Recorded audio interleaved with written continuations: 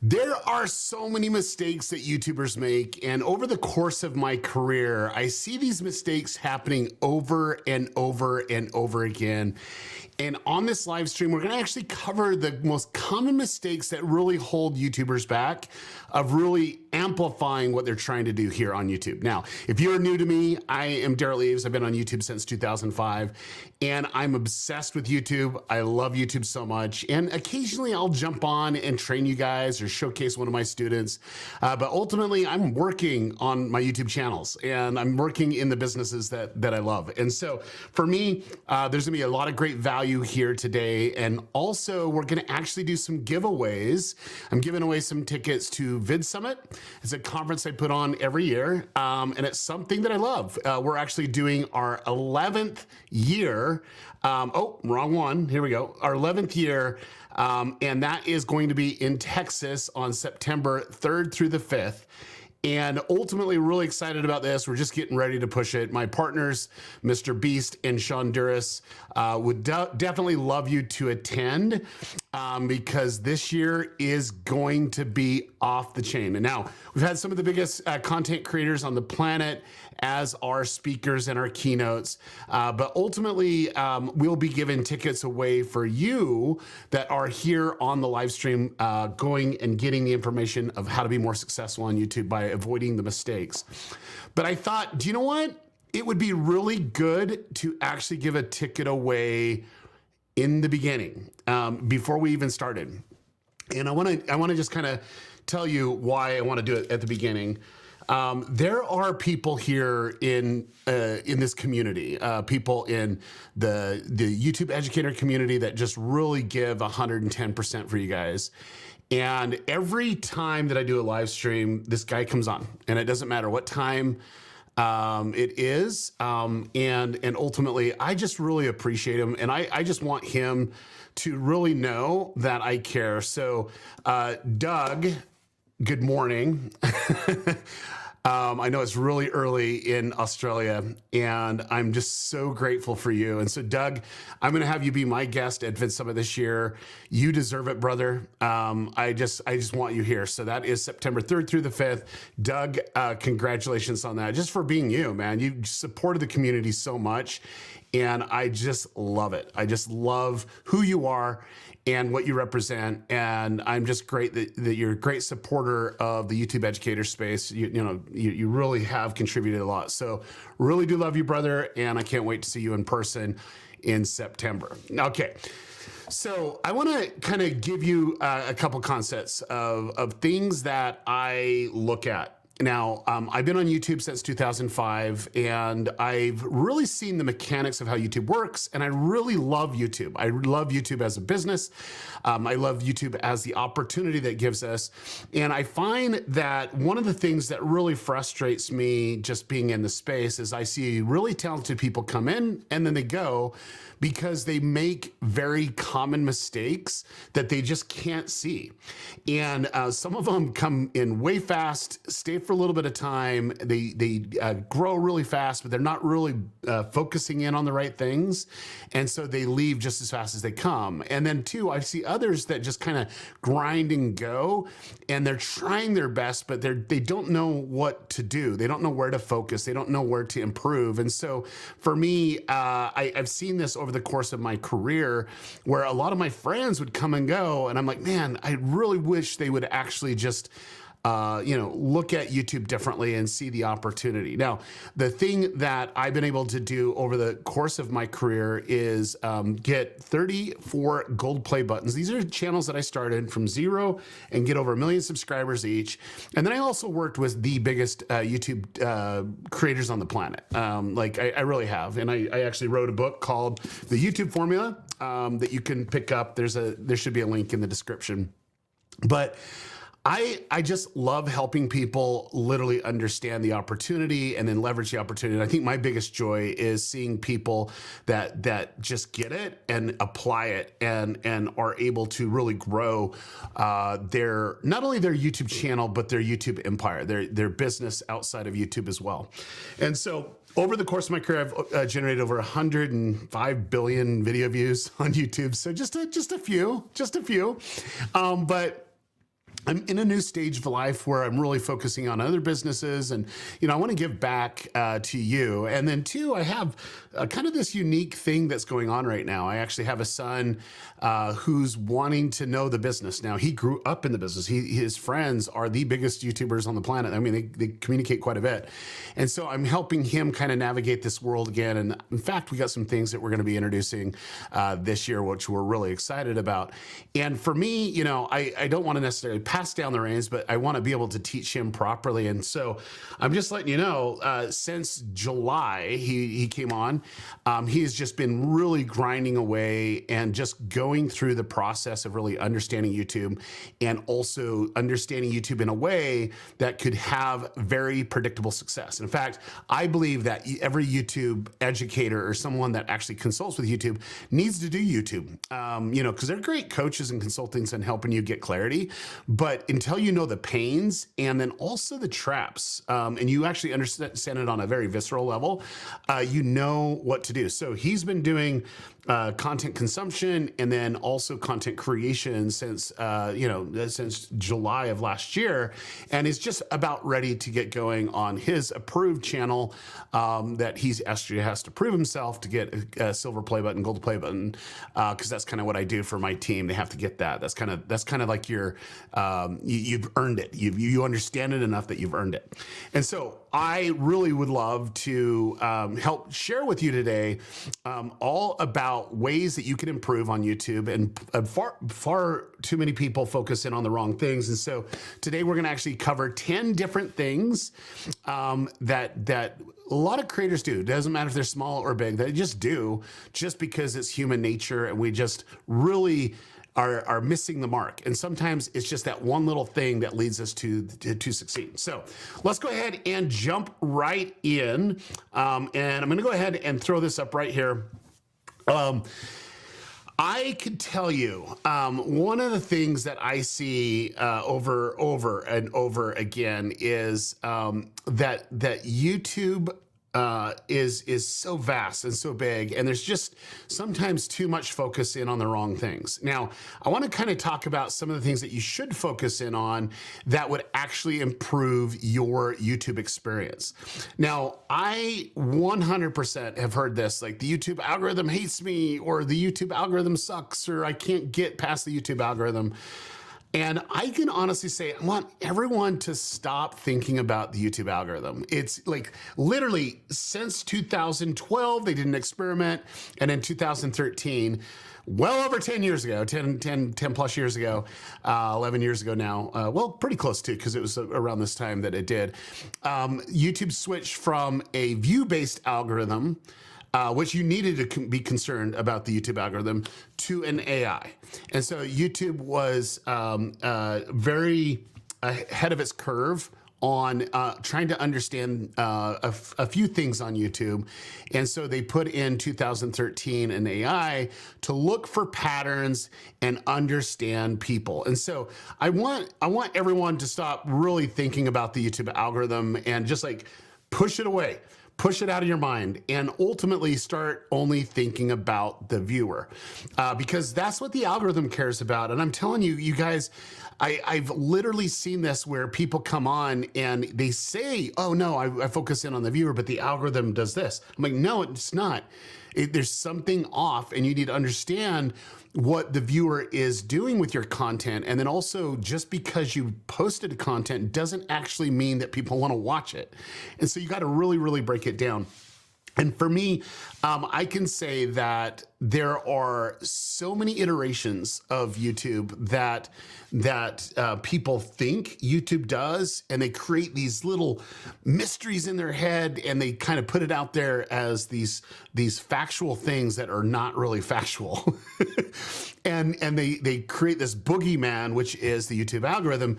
And ultimately, it's just that they don't understand the viewer. Now, when I actually teach my students, and it doesn't matter if it's a brand, business, YouTube creator, we actually focus in on the viewers in every regard. In fact, one of the bigger sections of the book is really understanding your viewer avatars. And ultimately, I'm going to break it down on what you should actually focus in on as you're actually engaging on your YouTube journey. The first one is potential viewers. Now, I can tell you that most YouTube channels would just say, I just want viewers. I always want viewers. And I want to put them in specific categories because based on behavior of these categories, it helps us understand the type of viewer and the viewing experience that they have. From day one, all I care about is understanding who's watching it, where, from what. And it's important because once you understand, it gives you a little bit of context of how they're actually engaging with your content. And it starts to fill some of the questionable hypothesis or theories that you might have on your viewer, and it gives you a lot more clarity. And so, but my whole thing is, we need to really figure out how to really focus in on the potential viewer. Now, a lot of you might not have a lot of content out there and every viewer is a potential viewer. But ultimately we want the goal to take that potential viewer and have them click and have them become an active viewer. Now, for them to become an active viewer, and I just want this clear for everyone, for them to become an active viewer is they have to watch more than one video. For them to engage with you, there's a graph. It's probably the most underutilized graph in the history of analytics, which is like a gold mine if you really do it, which is the audience tab. And you can see a couple lines. You'll see a purple line and a blue line.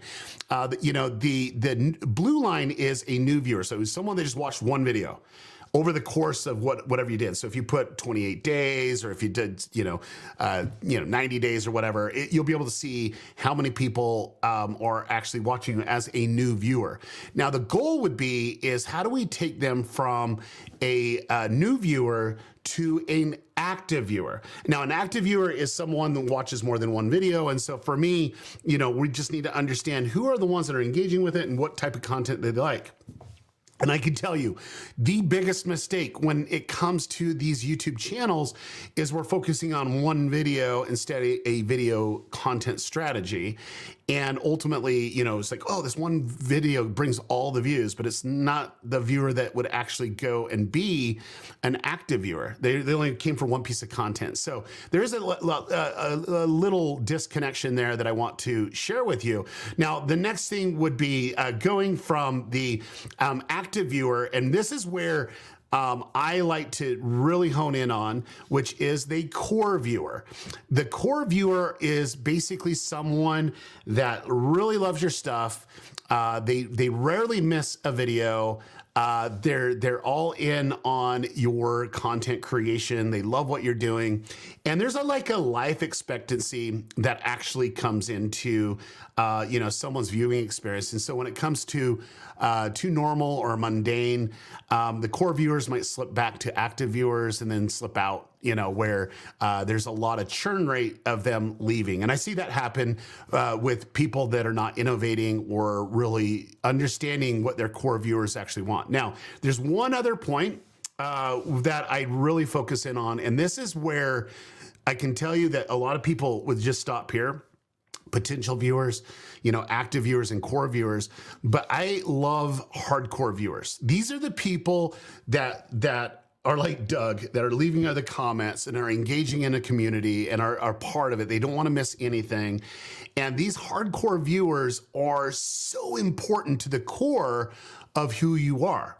Now, I can tell you that as you start to understand the hardcore viewers, it's ultimately what engages with them isn't necessarily the video that you do.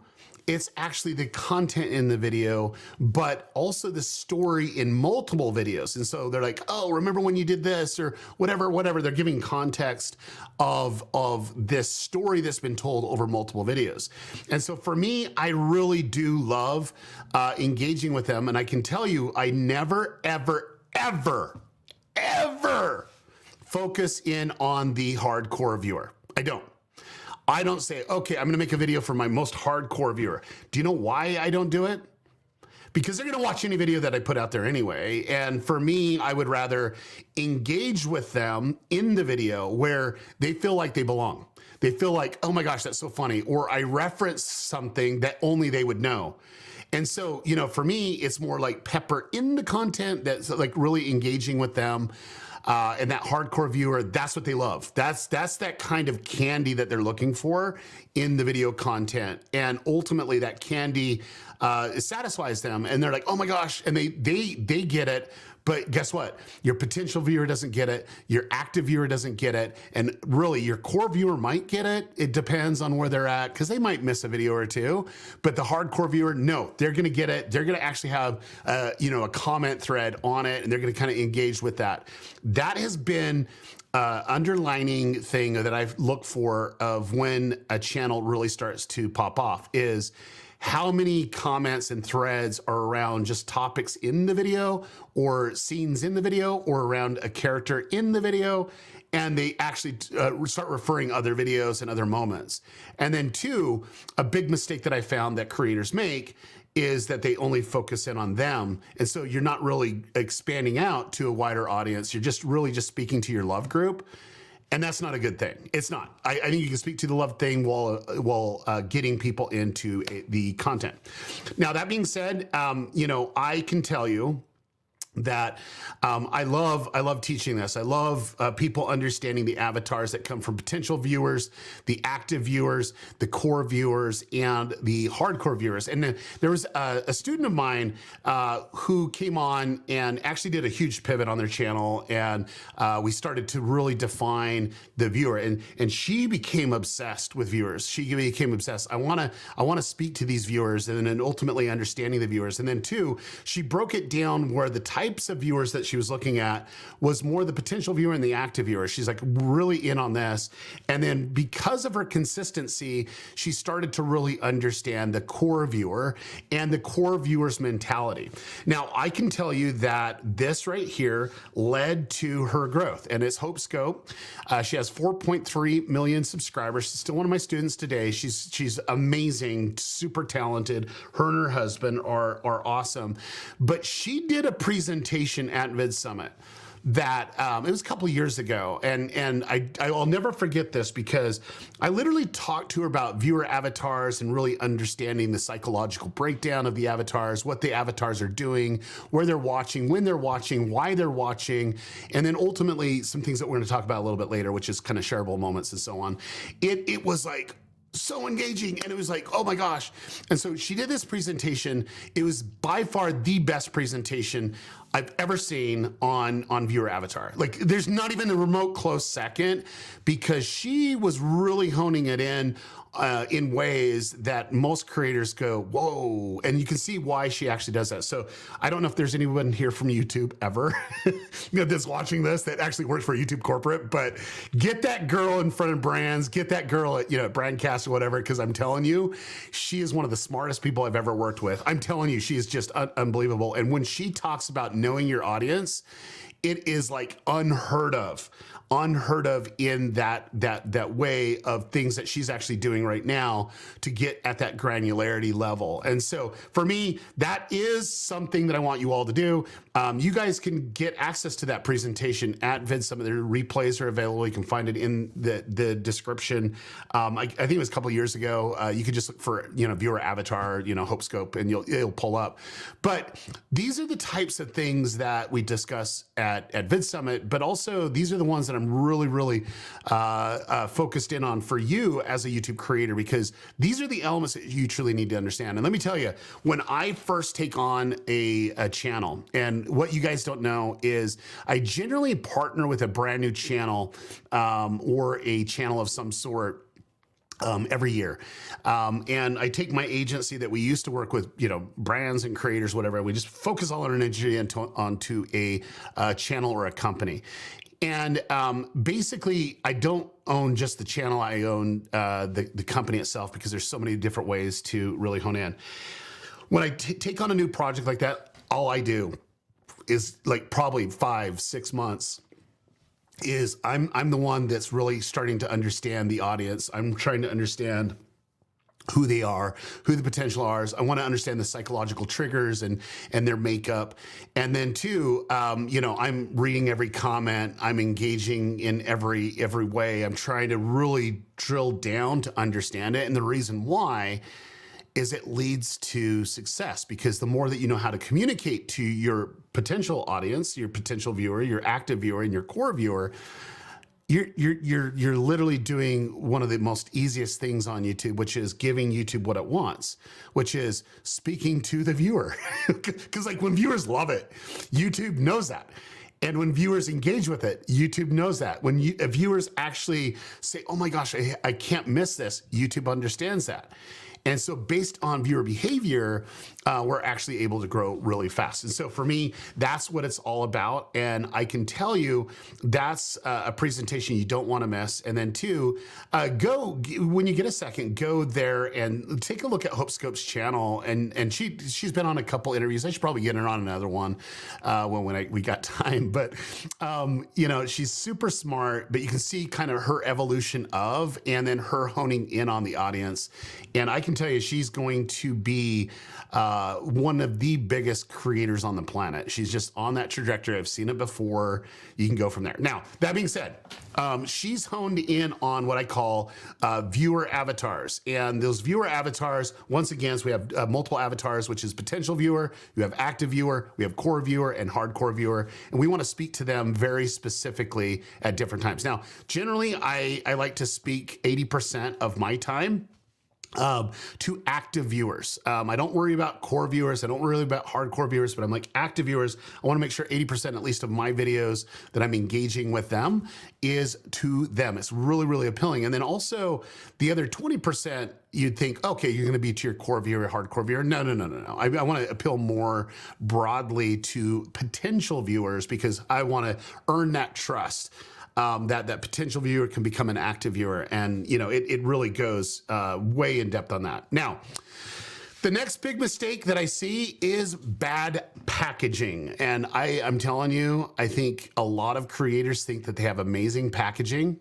And what packaging is a title and a thumbnail. And I'm here to tell you, I have seen this over and over and over again, where there's so much emphasis on understanding packaging that I've seen creators elevate their content just off of the packaging. Now, that being said, it's still bad packaging at times, and there's certain lines that you shouldn't cross. You should understand certain things. And then two, there's also the evolution of your packaging, of how it is. Doesn't mean it's going to always be that way. You just need to be mindful of, does it work or not?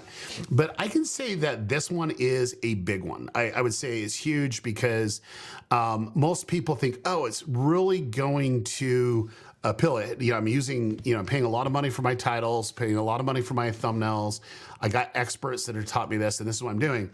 And the reality is they don't understand their audience. The reason why it's bad packaging is because they don't understand the viewer. They don't understand how to appeal to the viewer. They think, oh, this is the best standards or whatever. I am telling you, some of the biggest channels that I've seen don't really edit a thumbnail very well.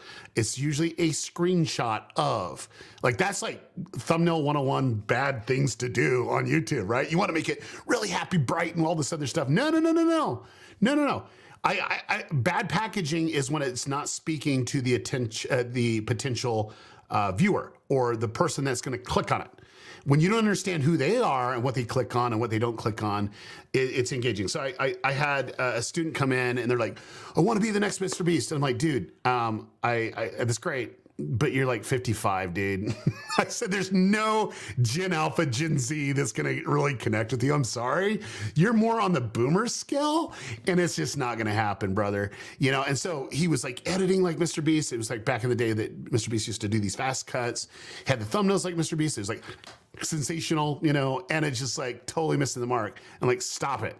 I go, I just stop it, and let's just make a solid thumbnail that would actually appeal to a 45 to 65-year-old male. Okay, and we did. What was crazy is all the views that he got on all his other videos, in that one video that he released with just appealing to his audience, it got more views on one video than the rest of his channel. And it was the right viewer. It was the right engagement. In fact, it was the right type of edit for that viewer. And we'll get into that as well. So for me, it's like, don't think that every package should be the same, because what appeals to one audience might turn off another. What engages with one audience might be distasteful for another. And so you really need to understand what they're looking for and ultimately understand that audience. So everything goes back to the viewer. Everything goes back to that person that's engaging. And then don't think that just because everybody else did it means that that's right for you. I'm telling you, that's a huge mistake. I didn't actually put this in the 10 mistakes, but that's a huge mistake. Like literally thinking, this is my audience and this is what they're doing over there, but ultimately I got to copy them. No, it's like, I can guarantee you there's certain people that come to your videos that receive different value and have different backgrounds than someone. It goes to someone that you might even think they're in the same niche, and they're not. I mean, for me, that's a huge mistake. And so for me, I just don't ever want you to do this. So when I say bad titles and bad thumbnails, you need to have it appeal to a certain audience. Now, there's certain educators that will come on and like say, no, this is the only way to do it. You got to do it this way. And I'm like, no. I can give you 1,000 reasons why not to do it. And the reason why is not everyone's the same. There needs to be a sense of curiosity. There needs to be a sense of connection, in a title and thumbnail, but it's connection to the person, but it doesn't need to be done a certain way. We just need to understand the way that's going to work the best for us. And so that is really, really, really important. So really, at the end of the day, this mistake happens over and over again because they say, oh, this thumbnail worked on this one, I'm going to do it on that one, or this title worked on this one, I'm going to do it on that one. And they totally miss the data that's really saying, your audience doesn't really engage with that much. And then two, the people that are clicking on it are more your core viewers. And if anyone's watching here from YouTube, thank you so much for adding, you guys don't realize how amazing the analytics that we have on YouTube. It's like now they're giving it so that we can see people that are subscribed versus non-subscribed, and they're really getting into the granularity of it. That gives us a lot more data to really speak to them the right way and understand who's on and who's engaging and so on. So for me, that's where it's all about. And so we want to appeal to our target audience with the right types of thumbnails. Now, I want to give you an example. This is one of my students, Foot Crunch. And when he came to me, he was like, hey, I love FIFA. I love playing FIFA. I want to kind of expand out. And we actually had a strategy session, and then he came into my group coaching called Channel Jumpstart and just exploded. Like he just got it. He realized it, and he's done quite a bit in the space. The reason why I bring him up is because he gave a presentation in one of our private meetups that we do, and I'm like, holy crap, that's really cool, Santiago. I mean, this is really, really cool. So let's have you to present at VidSummit. And I want to kind of explain this. He understood his audience to the core. Like he understood every variable from potential audience, active viewer, and then he also understood the core viewer and the hardcore viewer. And he realized that if he would switch his thumbnail at a certain point in time, this is what he did, a whole case study at VidSummit. But when he switched his thumbnail at a certain time, he would get 1 million more views on that video. 1 million more views on the video. And he had it down. It was like science. And so, Foot Crunch is super talented. And he realized, do you know what? When these metrics would hit at a certain point in time, he would switch out his thumbnail. And I could tell you the thumbnail was not even remotely good. Like if you were to take it from a thumbnail perspective and take it to a thumbnail designer, they'll say that's the worst thumbnail you can ever do. And one of the reasons why is he'd take his face off the thumbnail and it would engage in a different way. And he would do it in a way where it was like, oh, what is this channel or whatever? And it was very, very unappealing to his active viewers and also his core viewers and hardcore viewers. But the reason why he got another 1 million views on the video is because it was attracting the potential viewer. And then once they were sucked in, then it was like, it was kind of in that whole thing. And so he actually did a presentation at VidSummit. You definitely want to do that. It's something that you need to really watch. It was a couple years ago, but yeah, he and his team is super smart. They're doing so much. They have multiple channels, and they're just doing the way that I believe YouTube should be done, which is great. Okay, so I love his strategy, and his strategy was, hey, I know that my audience is going to be so engaging and they're going to love me up to a point, but I want a strategy to actually get more potential viewers.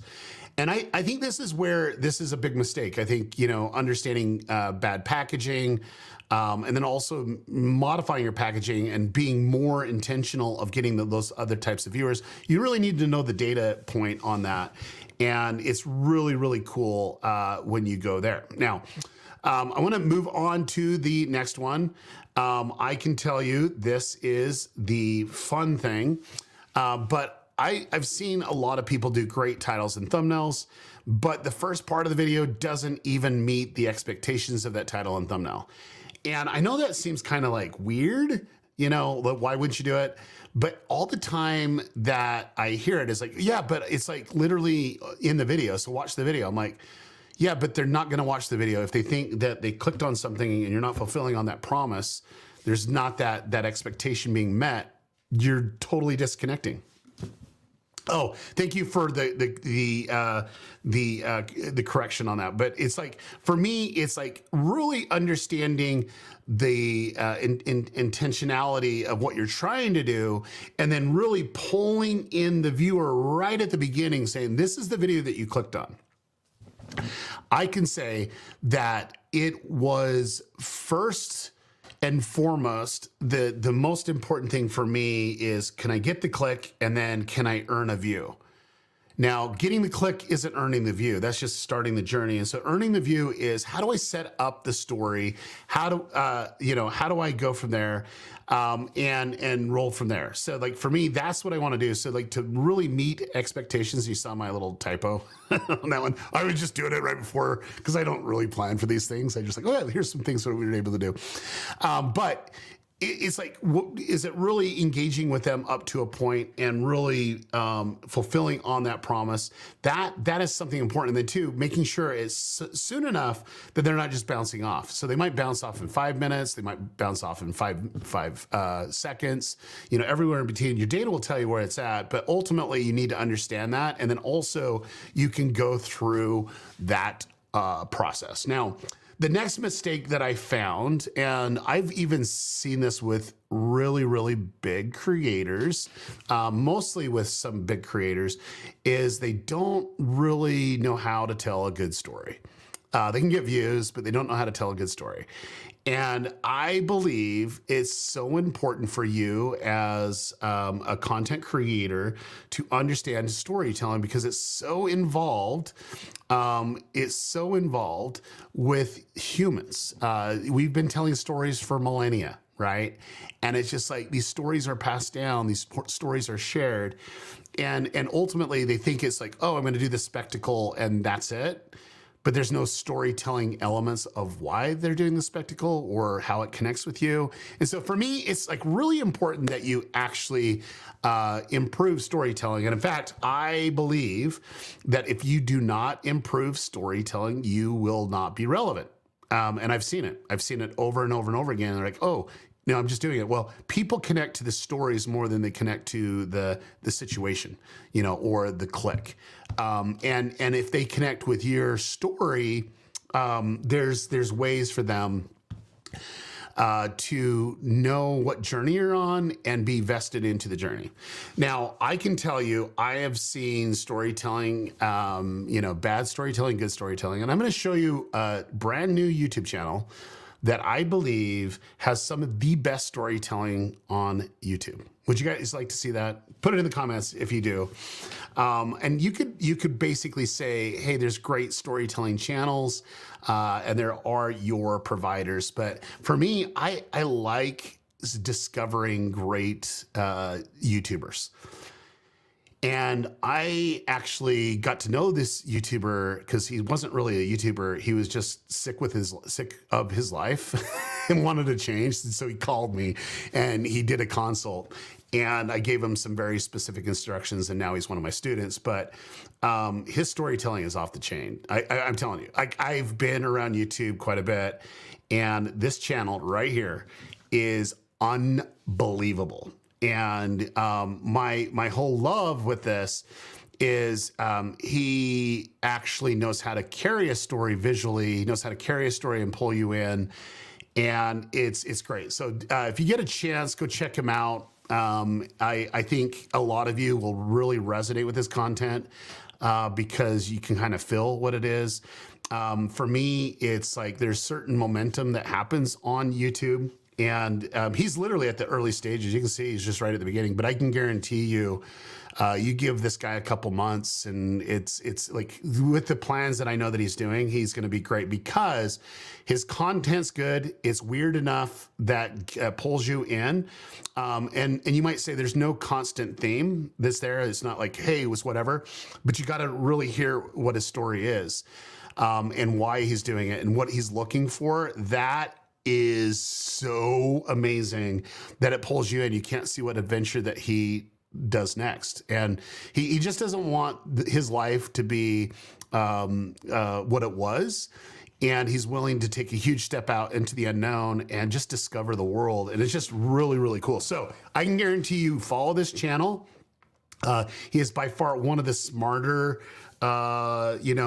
channels out there. He's currently in my program right now, but you just wait. And I, like, he has enough drive, there's enough momentum, and he's asking the right questions. But realistically, I enjoy his videos. And if I enjoy his videos, and I don't mean this in a bad sense, I'm like, oh my gosh, those are really, really fun. It means that they're actually pretty good storytelling. Cause like my family hates watching videos with me because I do it for work, and I'm like, oh, they should have did this there, or I can't watch this. It's just not watchable, but it's so great. So great. Hey, look at that. Look at that. He's actually in the chat. He's in the chat on the live stream because he understands the importance of it. So go check him out. But one of my favorite, if you go to his first video, there's a lot of great storytelling there. But I can tell you guys, it's like the storytelling is the most important part, and it's the retention of people in videos that makes the biggest difference. But also them going deeper with you, which they will if they can come on and see the why and understand clearly what's going on, even though it seems like there's no pattern of what he's doing. That's the brilliance of the channel. So all right, let's jump into the next thing. Now, one of the bigger mistakes that I see is that the content video creation isn't structured right. And you might not really understand what this means. And it's something that I find that YouTubers do over and over and over and over again. And it's just like, they don't know how to structure a story. They don't know how to structure a video. And what they think is important is not really important. So let me give you a perfect example. So one of the channels that one of the businesses that I own is a channel called Matt's Off-Road Recovery. And Matt and I are partners in the business.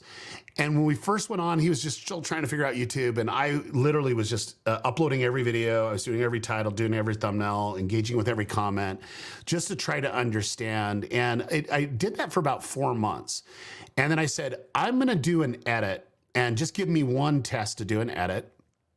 And so I actually did the edit, and it came back, which is content at the time was about 12 minutes, and it came back about 25 minutes. And he's like, oh man, we got to cut this out. This doesn't have the feel that I want. And I said, I think it's the right content structure for moving forward. I really do. And I think that what you did was good, but this is going to actually, do better. And it's going to engage the viewer on a deeper level, and it's going to bring them into a moment. And I kind of shared this example at VidSummit, I don't know, 4 years ago, 3 years ago, whenever it was. And it was like what we call a nacho moment. It's like people want to see him stop at the gas station to gas up before he goes rescue somebody's with him and his friends and get some nachos because it makes him relatable. And so I went through the process, did the edit. It was almost twice as long, if not a little bit longer than what he'd normally do.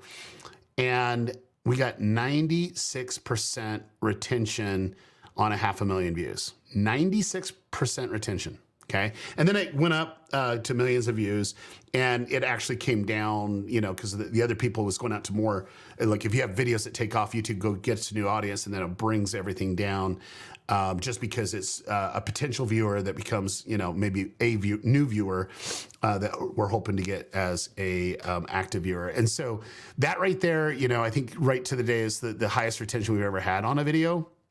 And, you know, the watch time through the roof was actually, you know, 4x what we would do on a normal video. And the watch time really brought momentum in. And then when we released the next video, we actually saw a huge spike, an increase of new viewers. And then the next video proved that the concept worked because we actually had great retention. We didn't have as high as like 82% or something like that on the next video, but it was still kind of back and forth of really, you know, mid to high 80s after that.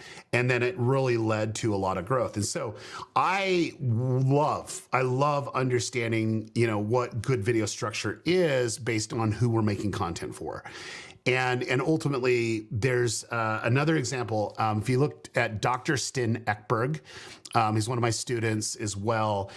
He thought, oh, his video content structure when he first started needed to be 2 to 5 minute quick little informational tips on health related topics. And I'm like, no, man, like. You like to go in depth. Like your videos are like 30 minutes long. I'm like, go longer. And he's like, no, I mean, all these other channels are doing it. I'm like, but you're not the other channels. Like people will come for you for the value that you're doing. And so let's set up the video structure of what you love to do. He loves to lecture. So he goes through a lecture and it's like a 25, 30 minute lecture. And I'm here to tell you, he exploded. Some of his retention, I was jealous of some of his retention, man. I'm telling you, it's like, holy cow, because the people came, they wanted to deep dive. They didn't want just the superficial stuff. They wanted to deep dive. They wanted to know exactly what he did. And so that's where it actually grew over and over and over again. So big mistake is that you need to have your content structured correctly for your audience. And you really need to understand what works, what doesn't work. We have analytics to help us out with that. Okay, so moving on.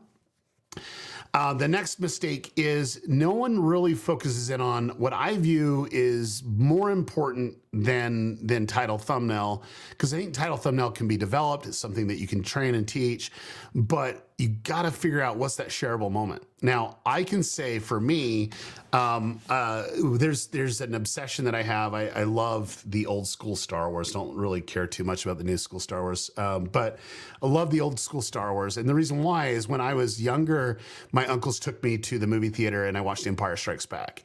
And there was one moment that just kind of blew my mind. And I literally stand up in the chair and like, whoa, like that. And my uncles were like, you know, freaking out too.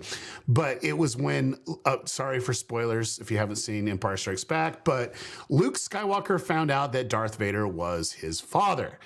And so ultimately that was kind of mind bending, but that was a shareable moment that we would talk about over and over and over again. And then too, some people wouldn't even share it. Like, you got to see it. There's this one moment that's going to blow your mind, right? Another one that was really, really big, it made the box office just get busted, which was right at the very end of Sixth Sense. It was just the last few minutes of the movie that literally bit your mind, where you had to go watch it again just so you can see it that way. And so for me, it's like really understanding what is that shareable moment. Now, this could be education, it could be inspiration, it could be, you know, comedy, entertainment, whatever that may be, but it needs to be that one moment that they're like, oh my gosh, you got to see this because of this. Okay. Now, if I go through my text right here, when I share with someone, it's like there's a shareable moment and I'm thinking of 1 to 3 or 4 people that I have to share it with. That's human nature. I do that even today. I find myself sharing more, TikToks, than I do YouTube videos, but I still send a lot of videos out there. But it's like, there's these shareable moments that I'm sending with people out for people, and then it pulls them in.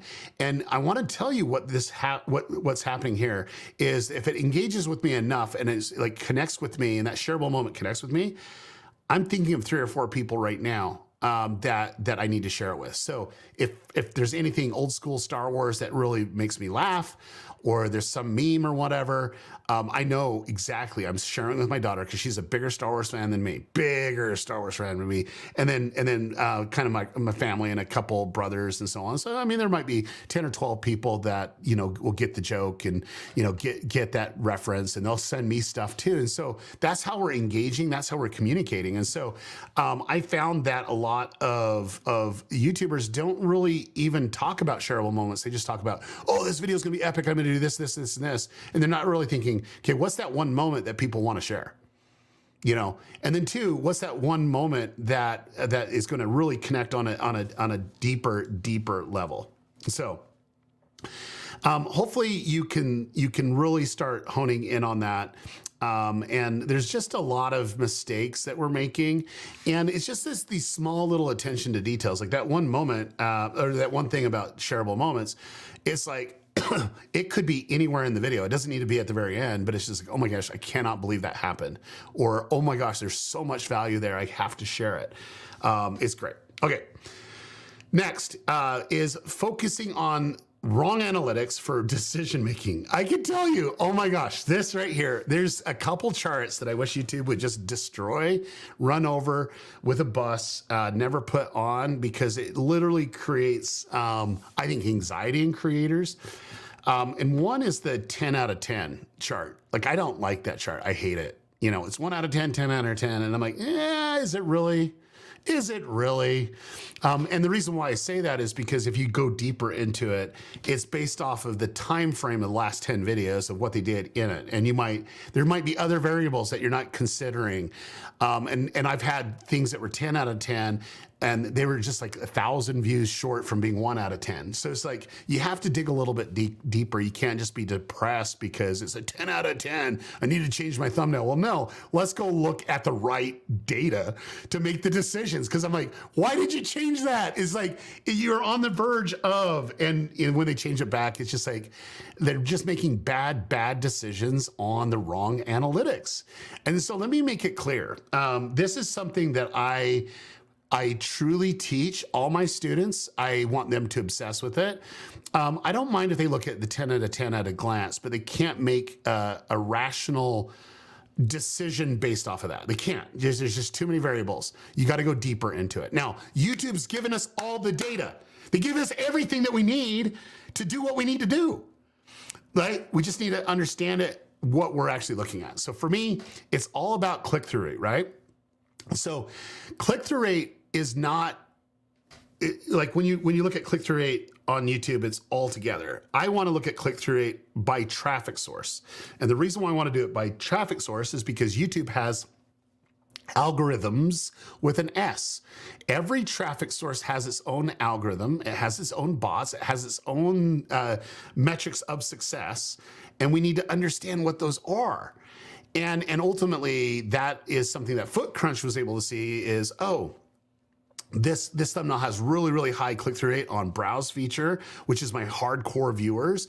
But on potential viewers after 60, 90 days, if we switch it, it's going to bring in more audience on suggested videos, because this thumbnail actually works better on suggested videos. That would be the best way to really make decisions. Now, for me, I even go more granular. I go more meta on this, because like, I want to know where they're watching the video, not where they're watching the traffic source, but it's like, what is the device?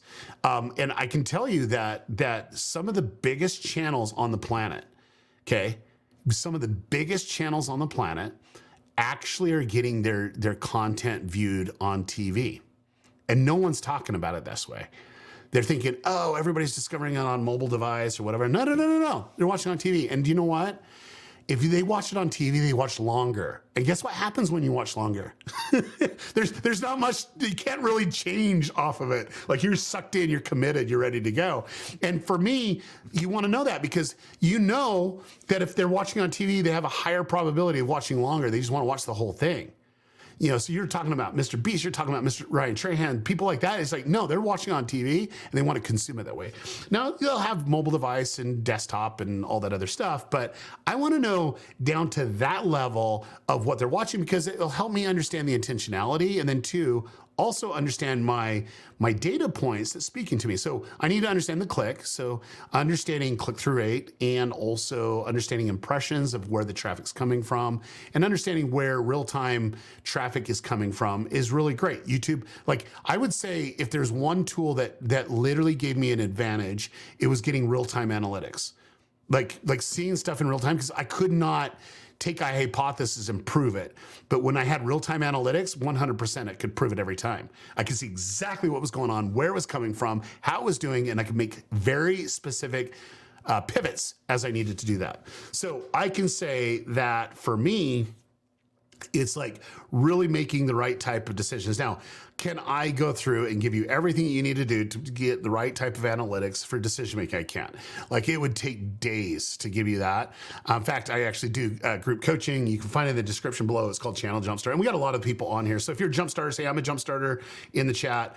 But like I go way in depth on this and then two, you know, it's just more understanding the data points of not the video, but how the video is being consumed by the viewer and who the viewer is. So I basically love the viewer. I want to understand where they're watching it from, why they're watching it from. And then two, there's a sense of split viewership on a channel where certain videos appeal to a certain demographic and they want a certain value and another set of videos go from there. Like you got to sometimes make a choice to say, okay, I'm going to stop doing that. I want to do more of this. And that's when channels explode. So ultimately it's all about really making the right decisions with the data points, you know, and so really knowing that. Now,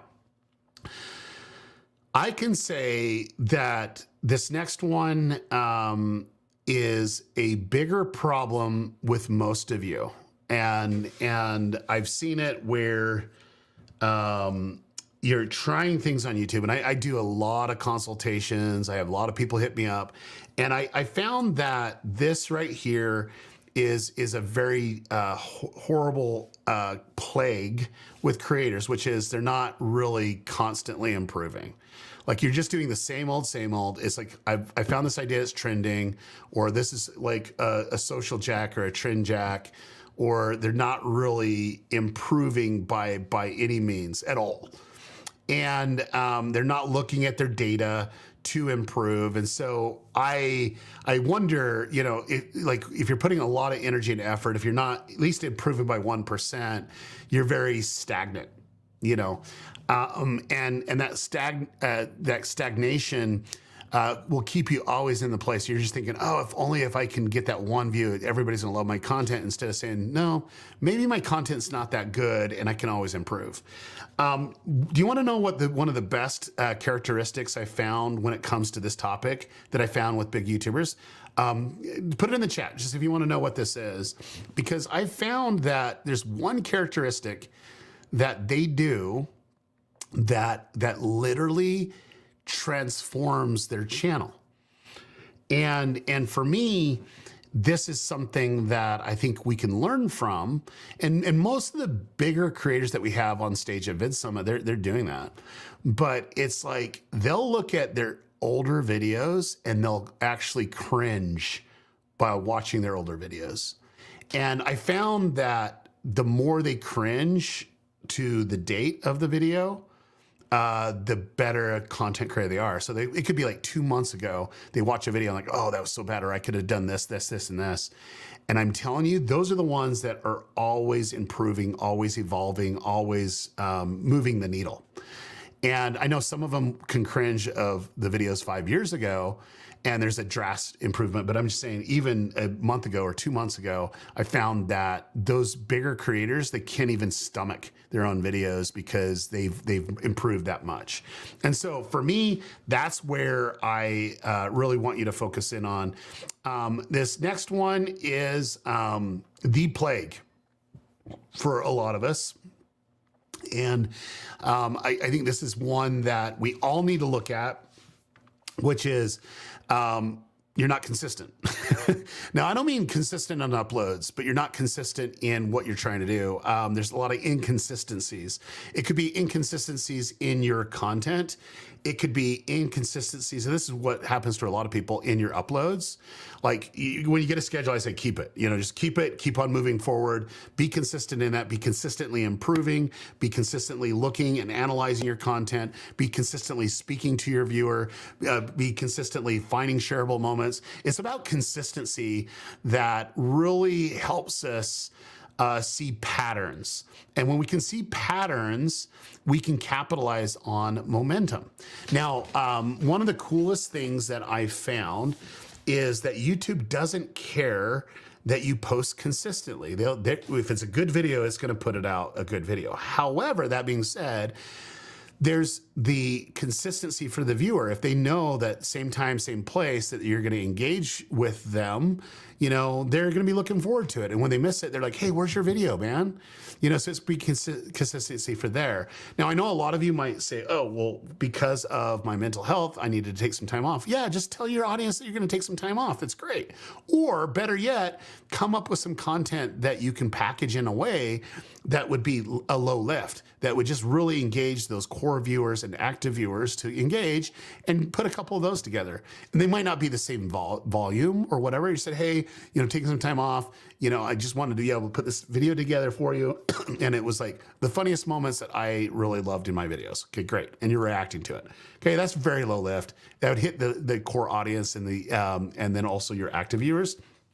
But anyway, it's about being consistent so that you can actually understand the viewer and understand the viewer in a way that you can anticipate the viewer. And so that's one thing that I found that a lot of creators make, is the inconsistency of their process, the inconsistency of their uploads, the inconsistency of their ideation.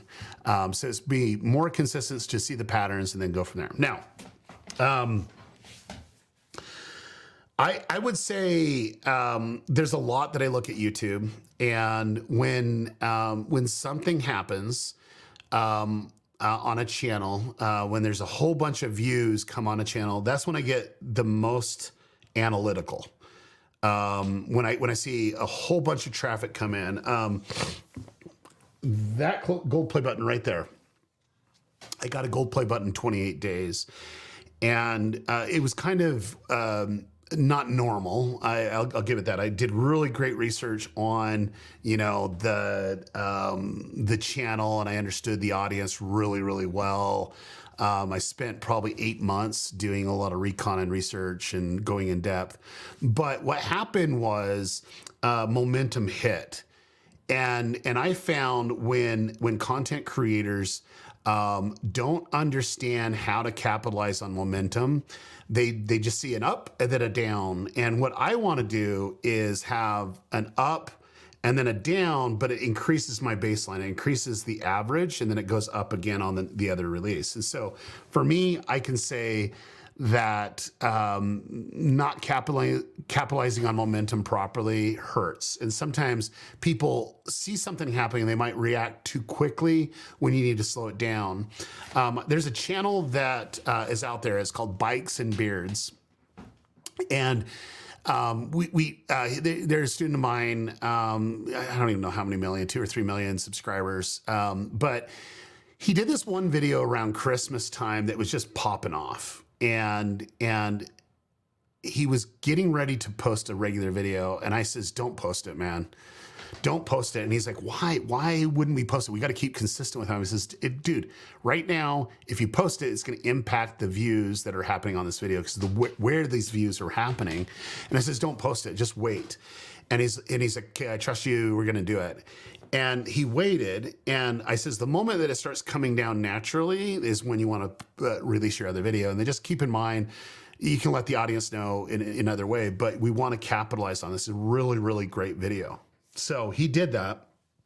It was 4 days over what he normally did. But the video views started to come down. And right when he released that next video, the next video was the highest viewed video in a 24-hour period that he's ever had.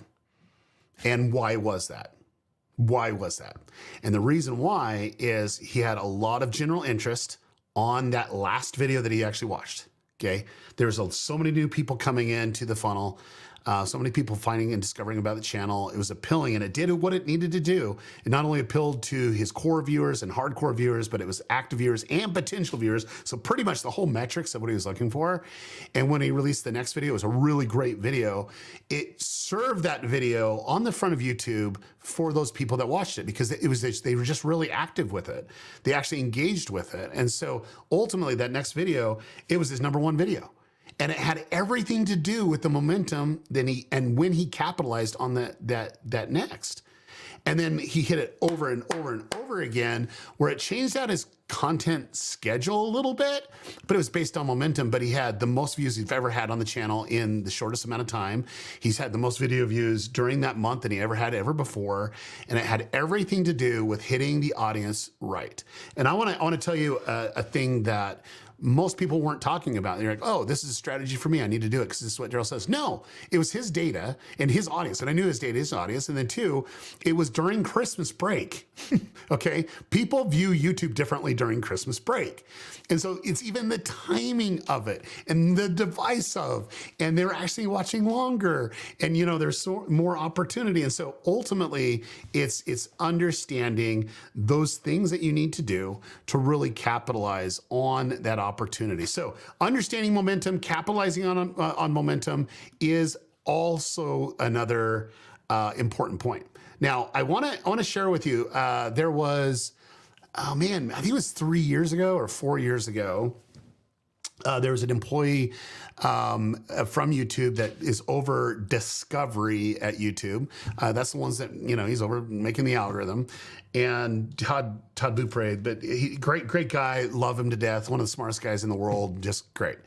And he actually shared something at VidSummit that has never been shared publicly before. And this was quite a few years ago, which was all about momentum. And I'm here to tell you, when he said it, he says, oh, I'm going to share something that I had to get a lot of approval to do, and it's going to really benefit your audience. All I could do is be obsessed with what he said, and it made so much sense, which is this. We all know about impressions. Impressions is the opportunity that your title and thumbnail is going to be seen within a half a second. That's an impression. It can be done on homepage, on suggested videos, wherever it's at, right? And ultimately, he said that if your previous video got 100,000 views or 1,000 views or whatever it is, YouTube, your next video that you would release would have an increase in impressions for a period of time. Okay, so like when you release your next video, if you got, let's say 100,000, we'll use that just for easy math, it would do 7x more impressions. So when you release your next video, it would actually go to 7x more impressions than it did based off of that. Now, the reason why that's happening is because YouTube saw that, hey, your viewers actually watch this video, and they want to give your next video an opportunity to grab those videos, video views coming from the people that are the most active. And the most active are the people that are actually watching in real time on your channel. And when you release your last video, there's a higher probability, and they've seen that correlation, that higher probability. If they like the video you did, and you're consistently releasing the next one, there's a good chance they click on that. And if they did, YouTube achieves its goal, which is predicting what the viewer wants to watch and keeping on the platform longer. And so that 7x multiplier is really cool. And so for me, it's like you can get momentum. And I have found, I want everyone to understand this, I have found, even if you get 100 views and it's 700 impressions. People will say, yeah, YouTube hates me, whatever. I'm like, no, if it's a good video and you understand your viewer, just give it time. I've had YouTubers come through my group coaching, and in the 12 weeks, we actually have them do one video, but they have to do it my way. They have to commit to do it my way and really go into it. And they'll do it. And they're like, oh man, I only got like 100 views. This doesn't work, blah, blah, blah, blah, blah. I'm like, just wait. And sure enough, 3 months, 4 months, 6 months down the road, that video just pops off. Becomes the #1 video on the channel. Not even a remote close second. Some of them even get millions and millions and millions of views. And ultimately, if they've done what I've taught them to do, then their whole channel just kind of goes up and expands. And ultimately, that is something that I love. And ultimately, that is something that we all need to take into consideration. So we need to understand momentum. We need to see how it applies to our channel. And ultimately, that momentum, when we get a lot of views, when we get a lot of watch time, when we get a lot of engagement, it's really making strategic decisions of what to do next. The first thing that I do when I go into analytics, believe it or not, is go to real-time analytics. What was happening currently on your channel right now is the heartbeat of your channel. It is. And you can make a lot of decisions just based off that. So I was just saying, that's why I'm saying real-time analytics is the best thing that YouTube's ever given us, is seeing what's happening in real time. So for me, that's what it's all about. And I can tell you that as you kind of navigate your YouTube journey, there are opportunities for you to be more impactful. And what I've done is I really love surrounding myself with people that are smart and people that just get it, people that understand the true opportunity. And one of the main reasons why I started VidSummit 11 years ago is there wasn't a conference out there for the creator economy. I mean, there's VidCon, which I love. VidCon was great. I've been to VidCon 1 to whatever. It's just great when the Green brothers actually started. It was really, really awesome. But it was like a fan creator experience. And I'm like, no, there's not anything that's just totally designated to the creator economy where creators are helping other creators. And so I started VidSummit, 11 years ago. And the whole reason why I did it is I wanted to learn from them. The more data that I had, the better decisions that I can make. And then two, everybody approaches things differently, and there might be some patterns that they all do that I can actually learn from. And so this year, I can tell you, super excited. VidSummit is coming up. It is September 5th. 3rd through the 5th in Dallas, Texas. We found a new home there.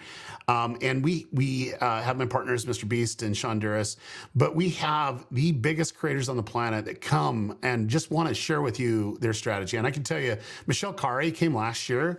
And she was one of our keynotes, and I took so many notes on her. She was so great. And Zach King came back and spoke again. It was just so amazing. And it's just really, really, really a great thing. Now, one thing that I can tell you was this last event was probably the best we've ever had, like the best conference we've ever had. We had more YouTubers than ever before. There were some people that would like to capitalize on some of these bigger YouTubers, time. But guess what? It's like if they are a creator, that's what we're trying to create the environment for. But we had more compliments than ever before on this last VidSummit. And then two, we sold out more locations than we ever did before. Now, here's the crazy thing. We actually sold out of two locations already. I mean, it's April. Like, I'm kind of blown away. So you want to get your tickets because we will sell out this year again. And when it's done, it's done. And then two, we've learned a lot from the VidSummits over the years, and we can't wait to really bless your life with VidSummit 11. And so you can go ahead, get your tickets at vidsummit.com, vidsummit.com. You can find it there. Let's go ahead and take some questions, and I'm going to give away 2 tickets. I already gave away 1 ticket earlier on, but I'm going to give 2 more tickets. And it's just kind of where I've, kind of feel like it. Does that sound good? I think we'll use the StreamYard giveaway tool here. So let's do #VidSummit, #VidSummit, and we'll go from there. And let me pull up the tool. I wasn't even ready for it. So I love StreamYard. They're so good. Okay, let me pull this in. StreamYard. I think that's the right thing. I hope I got it. Yay, got it. All right. Okay. Hashtag VidSummit. Hashtag VidSummit. And we'll actually pull this in a minute. Okay. Okay, great. So if you have a question, go ahead and put it in there. All you got to do is put hashtag VidSummit once and you'll get that ticket. But really excited about that. Okay, here we go. Living in Omaha. There we go, David. Eventually, should our analytics match our typical avatar? So let me kind of explain my process is I think that your understanding of your content and understanding of your demographics of your viewers, you'll actually make better content for them consistently. And so it's not that it will match your typical avatar, it will become your typical avatar. You'll understand them better. And so for me, I just want to understand them better. And understand their makeup. And I can tell you, I do this a lot with YouTubers, and they think their avatar is one thing, and I prove to them that it's completely different. And once they start to understand it, then that's when they start to grow because they're actually speaking to the right type of people instead of speaking at them, or it's not really them, you know. And so that's something we look at. But that's a great question. Let's go ahead and hit this one next. The Bearded IT Dad question: is your number one productive advice for people struggling with time management? So what is that? I already batch produce, but don't have enough time with my full-time job. Okay, so if I was in your position, I would do two things. Is if you're doing it as a part-time, venture, batch shooting's great, but I think it's more than just batch shooting. I think it's just more what takes you the most type of time. And what I do, I actually wrote this in the book, is called Work Week Analytics, where I write down everything that I do during the day. Now, if you're doing a full-time job, you just say, okay, my full-time job's here. When I am working on the YouTube channel, what do I actually do?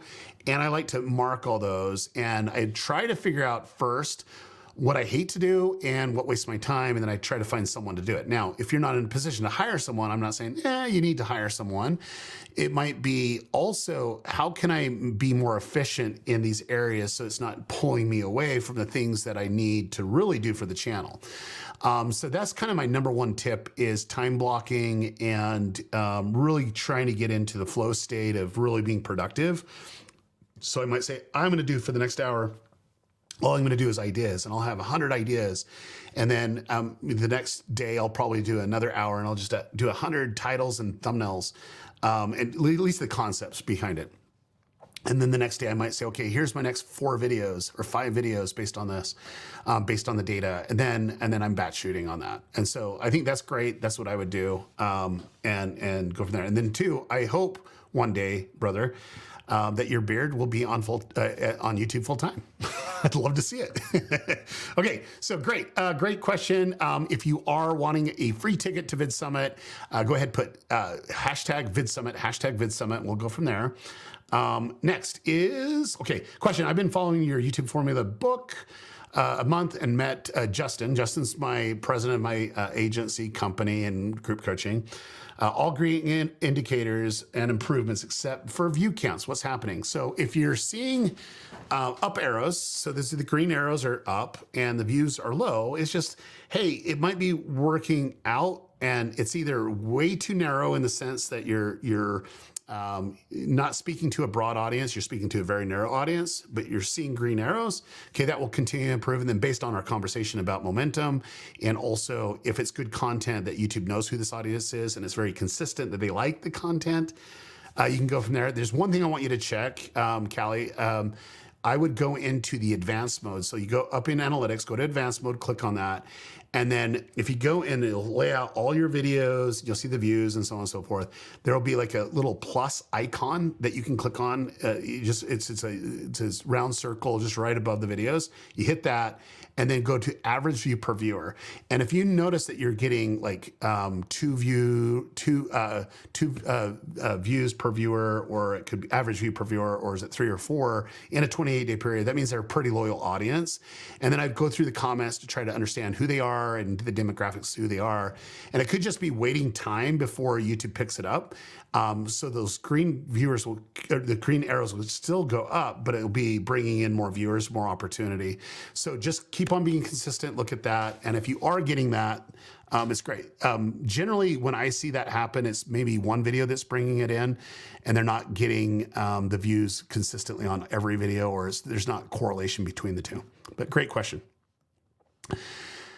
Okay. On the dock with Skipper, can you find your true avatar with children's content? Absolutely. Children's content is difficult. Just because of the way it works, but it's more understanding children's behaviors, and then who you're targeting, and then two, the age of the child, and you know how it engages. I have one of my students just crossed. I think they're either just crossed or about to cross 1 million subscribers in the kids space, and they were really trying to figure it out, and ultimately we went through the same process of understanding which kids are actually watching it, why they're watching, and then packaging the content around it. And then he's getting 60 million plus views a month, if not more. And so he's been able to really blow up, and it's really understanding the value proposition and what you can get consistently and how it means. And his content's really, really good. It's some of the best, which is great. Okay, I did an annoying video with AI voiceover with thrift shopping. Okay, I got horrible comments, but more views and more subs. Can negative attention help a channel? Or should I take down the video? Like, I don't really like taking down videos. I like, if you really look at what's happening is when you take down a video, you take down the opportunity for YouTube to correlate it. And I like to give data points for YouTube to find the right type of viewer. And so you might say, this is not my right type of viewer. I think you can go into it, but you might unlist it. Don't make it private, just unlist it would be fine if you want to take it down, but don't delete it. You don't want to delete it from every regard. You want to give YouTube the opportunity to leverage that for sure. All righty, let's go ahead and let me share my screen real quick, and let me see here. Let's do that giveaway. Does that sound good? We do the giveaway? It's your last chance to do it here, so let's go ahead, do that, and I'm going to do one other one here.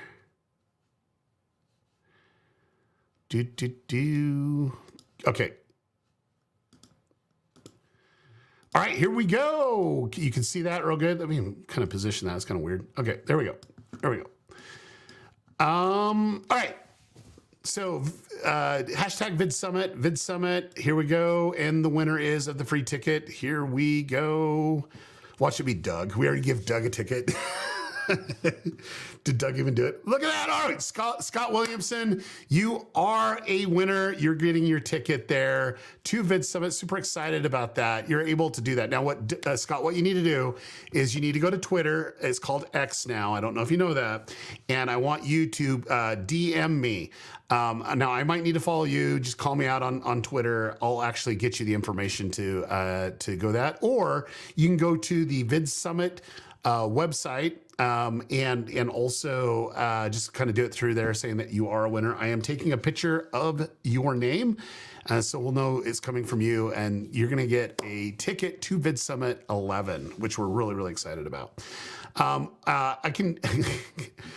Okay, here is one of my favorite people here. Let me pull him up here. This is good. Let's see if we can get this.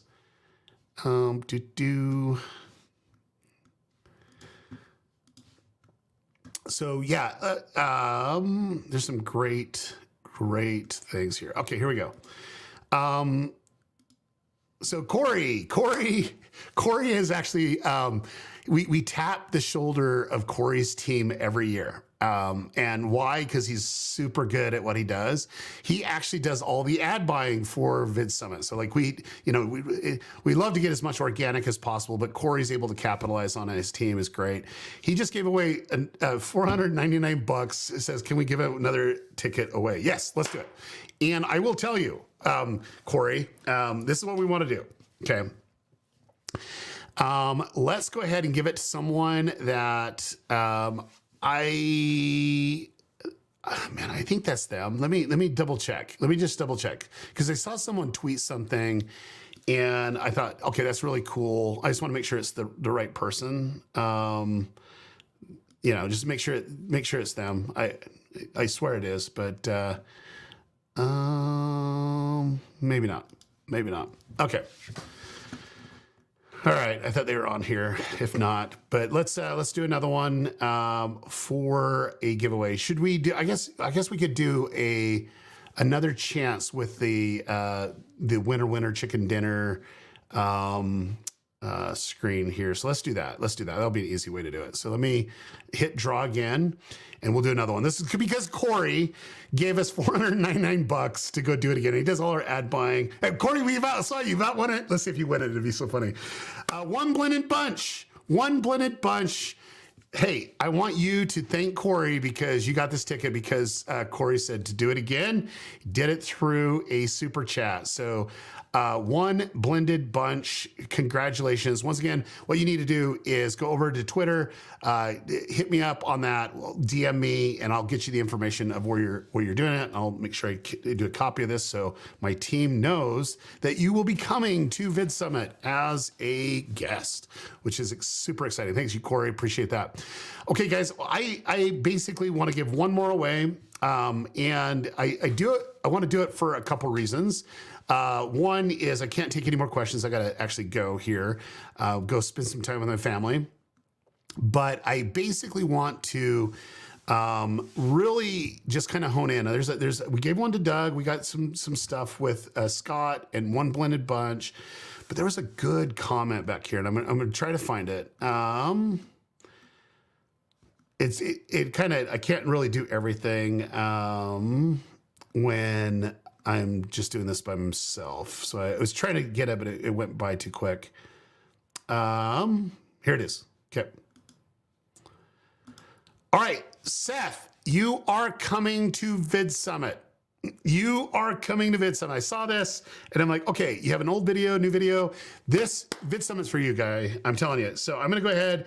I'm going to screenshot this. You're coming to VidSummit as our guest. We will have a ticket for you. All you got to do is send me a tweet, DM, and we will get you there. I wanted to do that because, you were here. You made several comments. A couple of them kind of grabbed my attention. I wasn't able to get to it. I think you had some questions, but congratulations, Seth. You're coming to VidSummit. So I just want to end on this. Why VidSummit? Why you should come? Let me go ahead and pull up the VidSummit screen just so you can see this real quick. It's really, really important, the reason why. So I just saw huge opportunity, huge opportunity in the YouTube creator space. I saw the creator economy before that was even a term, and I wanted to surround myself with people that actually see the same thing I saw. I wanted to learn from them of places and things and strategies that they did before. We literally have the biggest YouTubers on the planet, the top 1% that come. They bring their teams. I had someone bring 82 people on their team. Now you might think, oh my gosh, 82 people. They paid for 82 tickets. They didn't ask for money, or they didn't ask for a ticket discount or anything. They brought 82 people because they found so much value in it, and they wanted their team to be trained in that certain way.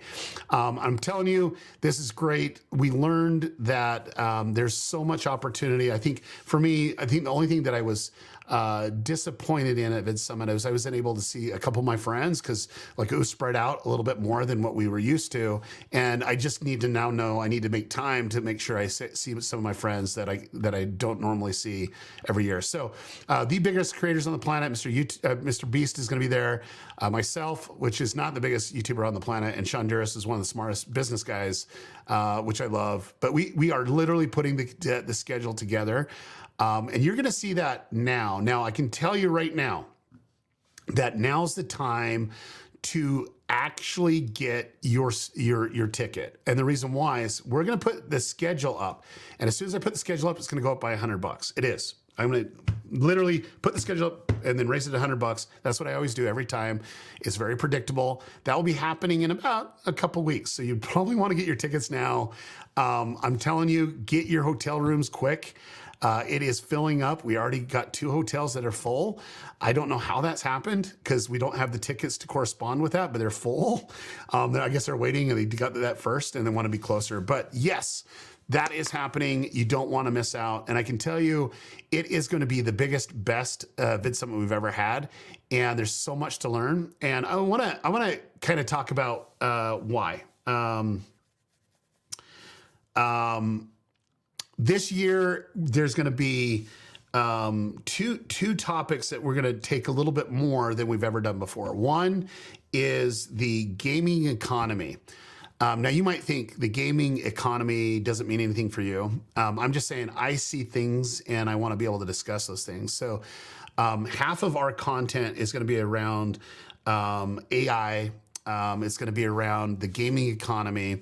And then it's also going to be around leveraging the next level of content creation. Mr. Beast just did a $100 million brand deal, or not brand deal, content deal with Amazon. I've done quite a bit in this space. There'll be a lot of topic on that there of how to really leverage your content and licensing and think bigger than YouTube. But the gaming economy is going to be a really interesting one because Epic Games, who I love, they're a client of mine and I love them to death and I love what they're doing. I love playing their games. There is a mode in Fortnite right now that are making a ton of creators money. And I'm talking about it's not small money either. And I think there's new opportunities there for behind the scenes people, for people to leverage. And we're going to do case studies there. And we actually have one creator that started a company with another creator, and they're just pumping out maps and making a ton of money. They're one of the keynote speakers. I'm really, really excited about it because there's so many opportunities for us in so many different ways. And so I don't want you to, I think we just sold out another hotel. I'm telling you, it's going quick, man. I am telling you, it is going quick. So get that. But I want to get them on the stage to kind of share the opportunity because I think it's going to be one of the bigger opportunities in the space because if you can make money on ads, you can make money on Epic. It's great. And there's going to be some great things for you to learn. So it's going to be about AI. It's going to be about that. It's going to be whatever. But then also half of it's going to be about the stuff that we always talk about, which is building this as a sustainable business, training your team, really going in depth, getting the granularity, really focusing on data. Hopefully we get some bigger announcements coming up. I just have a few people that I'm waiting on before I put the schedule together. But I can tell you it's going to be, we got the name to get the big names and they're wanting to be there. They're wanting to be with their teams regardless if they're on stage or not. So guys, thank you so much. And I can't wait for you to see you at VidSummit. Once again, vidsummit.com. Don't waste out. Get your ticket. We will sell out this year. I can guarantee it. It's going to happen. It's going to happen. Because the venue size, we're almost to capacity before. And now we got a lot of momentum moving into this year's. So guys, thank you so much. And we'll see you on the next one. Thanks, everybody.